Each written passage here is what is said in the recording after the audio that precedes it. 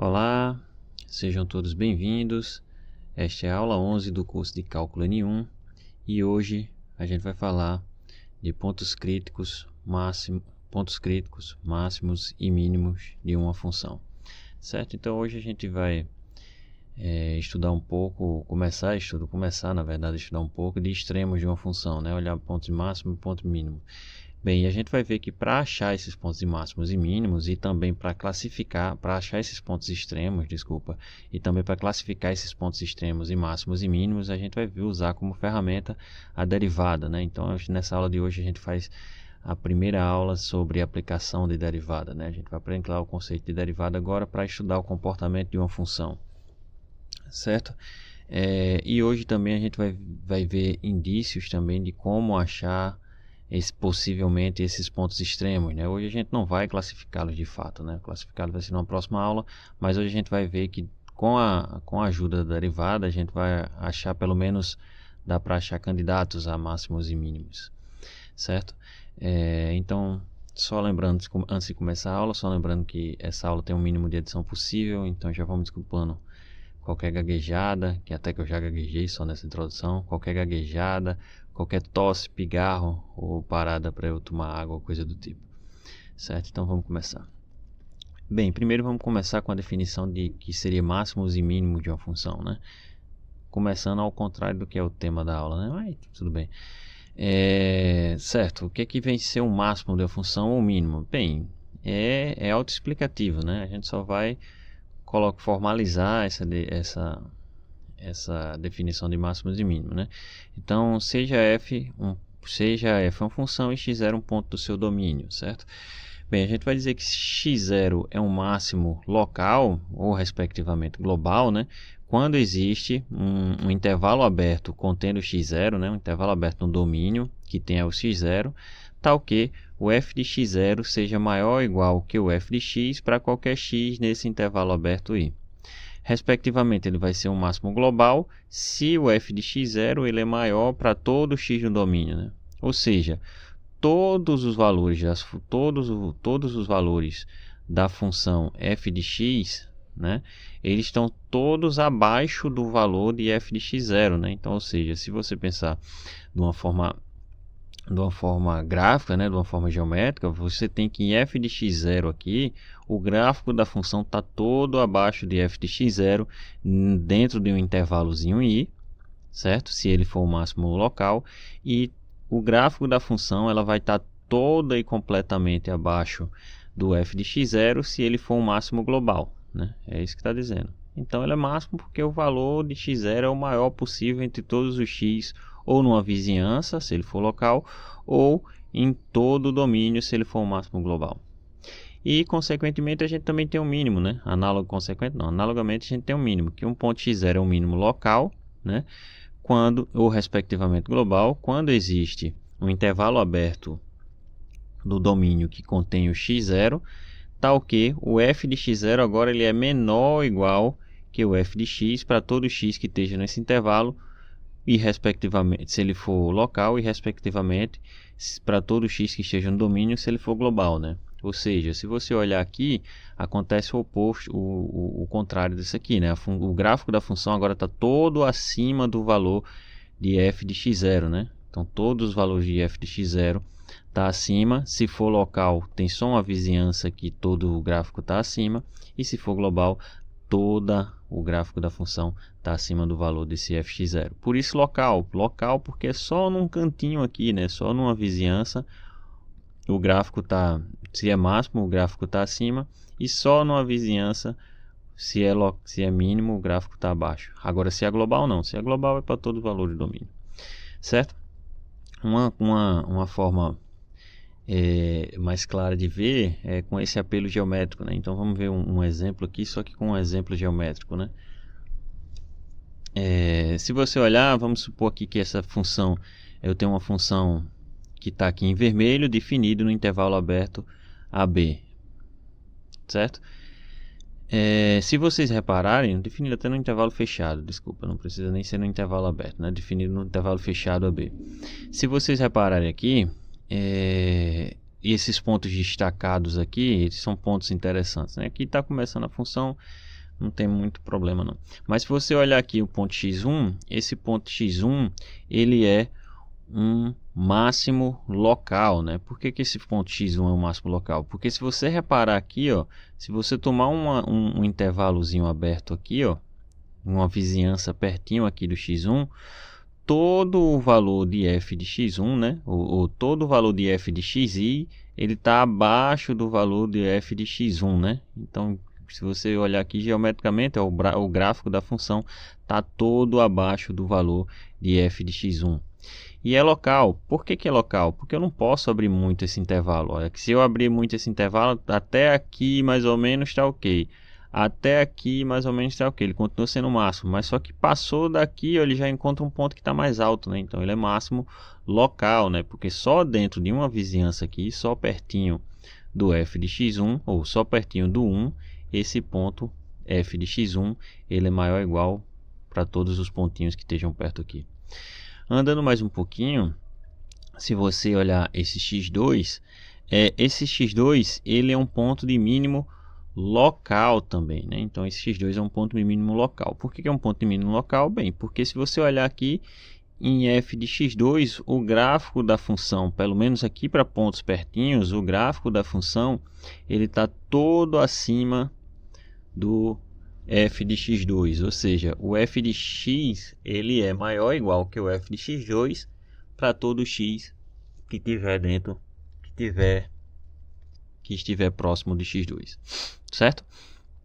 Mas aí a gente está andando mais um, e claro que não é o mínimo global, porque se você aumentar aqui, você encontra pedaços da função que vão mais para baixo aqui. Se você olhar agora o ponto x3 ele é um máximo agora global dessa função, né? Por que ele é um máximo global? Bem, porque se você olhar aqui o f de x3, todo o gráfico da função ela está abaixo do valor de f de x3, certo? E claro, né, e dá para ver aqui, por mais que você abra o intervalo até chegar a b ou até chegar a todo o gráfico da função está abaixo, então esse é o máximo global. E o ponto B, né, o final do intervalo, ele é um mínimo global, né, porque não tem nada menor do que ele depois do ponto de B, certo? Se você olhar, está aqui embaixo. Os extremos também aparecem como máximo e mínimo, né? Vai depender da função e a gente vai ocupar o tempo de estudo da gente mais tarde. Esse ponto aqui, f de a, não tem muita coisa, porque para cá não tem como você ver o que a função acontece. Nem ele é máximo porque ele não é máximo, porque tem valores menores, nem ele é mínimo porque tem valores menores do que ele, né? Então esse ponto aqui não. Mas esse ponto aqui é interessante, ó, ele está abaixo de tudo. Beleza? Uma observação interessante é que máximos ou mínimos globais, eles também são máximo e mínimo local, né? Então, que é uma observação, todo máximo ou mínimo global, ele é máximo ou mínimo local, né? Claro, porque se ele é global, ele é maior em todo canto. Então, se você restringir aqui a um intervalinho, ele continua sendo maior, né? Nesse intervalinho. Então, máximo e mínimo local também, ou máximo e mínimo global também são máximos e mínimos locais. Não acontece o inverso, né? Um local não pode ser do global, mas um global é sempre um local. Beleza, pessoal? Então isso é máximo e mínimo, só uma lembrançazinha, porque é bem intuitivo mesmo essa definição. Bem, então vamos agora à definição de ponto crítico, né? Seja f uma função definida no intervalo AB e x0 um ponto nesse intervalo AB. Diremos que x0 é um ponto crítico dessa função f quando a derivada dessa função nesse ponto x0 é zero ou essa derivada não existe, né? Então, um ponto que a gente tem funções, sabe que tem funções também que a derivada não existe, né? Para alguns pontos. Então, um ponto onde a derivada não existe ou a derivada se anula nesse ponto, a gente chama esse ponto de ponto crítico, certo? Vamos ver alguns exemplos.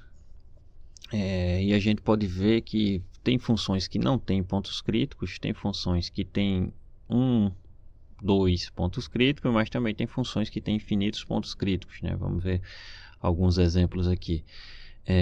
Se você perceber aqui, x0 igual a 0, é um ponto crítico para a função f de x igual a x², e também é um ponto crítico para a função g de x igual ao módulo de x, né? Bem, ele é um ponto crítico para essa primeira função, x², porque a derivada de x² é 2x, né? Então, quando você avaliar 2x em zero, isso vai dar zero. Então, um ponto crítico para essa função. E ele também é um ponto crítico para essa função g, porque a gente sabe já das primeiras aulas de derivada que o valor absoluto de x ele não é diferenciável, né? A derivada não existe para x igual a zero, né? Então, a gente tem esses pontos críticos. A função f de x igual a x e g de x igual a e elevado a x não possuem pontos críticos, né? Se você olhar por que não possui, porque a derivada da função x é 1, é uma função constante igual a 1, que não vai zerar para nenhum ponto, então a derivada existiu aí e não zera em canto nenhum, então não tem ponto crítico. E a derivada de e elevado a x é o próprio e elevado a x, que também não se anula nunca, né? Então essas duas funções elas não têm pontos críticos, né? E também tem funções com infinitos pontos críticos, como eu comentei, né? Se você olhar a função f de x igual ao cosseno de x, ela vai ter infinitos pontos críticos. Por que tem infinitos pontos críticos? Porque se a gente lembrar lá, a derivada do cosseno é menos o seno, e quando a gente for investigar os valores para que o menos seno dê zero, né? Menos seno de x é zero, isso sempre vai zerar em x das formas k vezes π, com k um número inteiro, certo? Muito cuidado para quem vai dar aula ou algum curso de licenciatura. Quando aparece k e π, você tem que prestar muita atenção se eles aparecerem multiplicando a ordem que você multiplica eles, porque a ordem que está multiplicando aí pode gerar um pouquinho, apesar de não alterar o resultado, talvez gere confusão ou polêmica, certo? Então, tem funções que têm pontos críticos, né? Ou pelo fato de estar zerando, ou pelo fato da derivada não existir. Tem funções que não têm pontos críticos e tem funções que têm infinitos pontos críticos, né? Então isso é uma coisa bem maleável aí, bem variável, né? Vai depender de cada função, certo? Então, já que a gente falou de máximos e mínimos, de pontos extremos, né? E pontos críticos, existe uma relação entre pontos críticos e pontos extremos, né? E quem diz essa relação, por surpresa, é a derivada, né? Como eu já falei, surpresa não, né? A gente já falou que tudo ia usar a derivada. Então a derivada garante uma relação entre pontos extremos e pontos críticos, né? Se ela garante a relação segundo essa proposição aqui, né? Seja f de x uma função diferenciável no intervalo AB e x0 um ponto desse intervalo AB. Se x0 é um extremo dessa função, tanto faz, máximo ou mínimo, então a derivada nesse ponto x0 ela vai ser igual a zero, certo? Olha que interessante já aqui um resultado entre pontos extremos e derivada, né? Não é uma relação bionívoca, né? Ou seja, não é uma relação de equivalência, ou seja, se a gente vai ter cuidado e vai ver com os exemplos, mas garante que se um ponto é extremo, importante ser máximo ou mínimo, a derivada da função nesse ponto ela é igual a zero, né? Então, se é um ponto de máximo e mínimo, pontos de máximos e mínimos são pontos críticos, né, dessa função.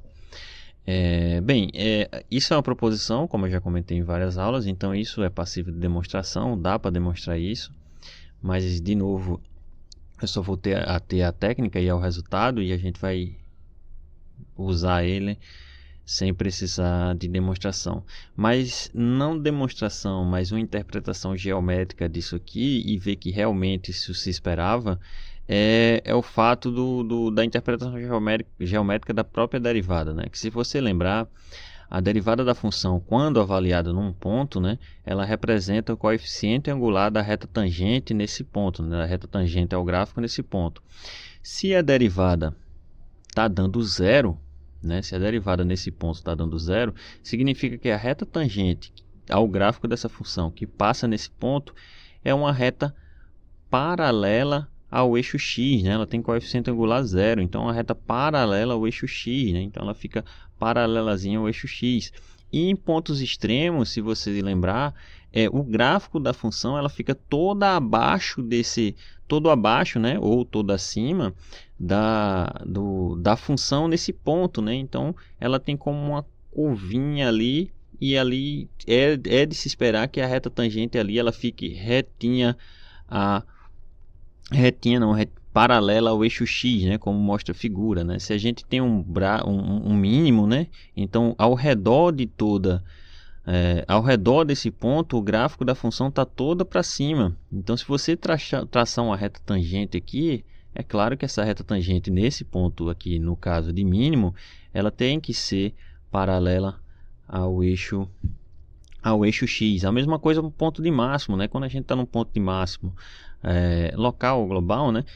O gráfico da função ela está toda abaixo desse ponto máximo aqui, né? Se ela está abaixo de todo ponto máximo, então não era surpresa que a reta tangente desse gráfico nesse ponto aqui também fosse uma reta paralela ao eixo X, que é justamente o que está acontecendo aqui, né? Se é um ponto de máximo ou ponto de mínimo, o coeficiente angular da reta tangente nesse ponto tem que ser zero, né? Podia ter sido interpretado dessa forma, certo? Bem, mas isso demonstra o resultado? De novo, não, isso é só uma intuição geométrica para ver que realmente isso acontece, né? Bem, e o que é que tem de bom nessa proposição, né? O que é que a gente ganha com essa proposição?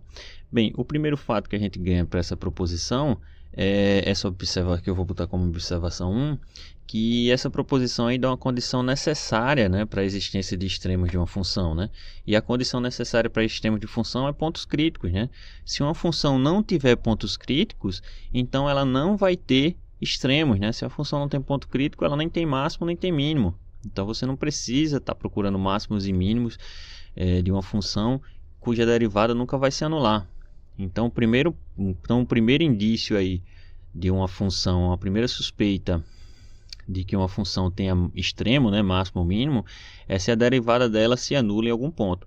Aí isso dá a certeza, se tiver ponto crítico, a gente tem a certeza que tem um máximo ou mínimo naquele ponto crítico? Não tem a certeza, mas pelo menos a gente já sabe uma primeira ferramenta de talvez achar um ponto máximo e mínimo. E o ponto máximos e mínimos talvez sejam onde a função vai se anular, né? Então, por exemplo, essas funções, né, que a gente já viu aqui, f de x igual a x e f de x igual a e elevado a x, essas duas funções aqui, elas não possuem extremos, né? Então não tem para que estar procurando máximo e mínimo de exponencial ou da função afim f de x igual a x, porque você não vai encontrar. Por que não encontra? Esse teorema aqui, ou essa proposição já garante que você não vai encontrar máximos e mínimos, porque ele não tem pontos críticos. Beleza? Então, pontos críticos já é o indício lá que a função vai ter máximos e mínimos, certo? E uma segunda observação é que essa não é equivalente. Se fosse equivalente era muito bom, como a gente estava comentando. Era só calcular a derivada, encontrou igual a zero, pronto. Naquele ponto ali tem um máximo ou um mínimo, era só mexer mais alguma coisa. Mas a recíproca dele não é válida, né? Por exemplo, se você pegar a função aí f de x igual a x ao cubo, é claro que x igual a zero é um ponto crítico, né? Mas essa função não tem sequer extremos, né? Esse zero não é um ponto crítico, mas ele não é um extremo, né? Na verdade, essa função não tem extremo nenhum, né? Essa função ela sempre cresce ou sempre decresce, né? Quer dizer, sempre cresce, sempre decresce não, né? Ela é estritamente crescente, né? Na verdade, essa função, certo? Bem, então a gente já tem a suspeita de quando vai haver extremos, que é quando a derivada se anula, né? E olha, a derivada se anula, você tem aqui o coeficiente angular, apesar de tudo, a reta tangente aqui a esse gráfico, ele também é horizontal, mas esse gráfico aqui ele não tem um ponto especial x0 aqui que a gente vai ver, que é justamente quando a gente tratar de concavidade da função, a gente vai ver porque esse x0 é interessante e porque a reta tangente nesse ponto aqui, ela é horizontal, mas a curva não tem essa configuração, né? Não tem essa cuia voltada para cima ou a cuia voltada para baixo, certo? Bem, então com esse primeiro momento eu encerro a aula de hoje, que é justamente a gente vai ver as suspeitas aí de pontos críticos, e aí daqui por diante a gente vai achar o ponto crítico e tentar classificar usando ainda derivada esses pontos críticos em talvez máximos ou mínimos ou inflexões, né, que a gente também vai ver, certo? Então a aula de hoje fica por aqui e até a próxima. Valeu!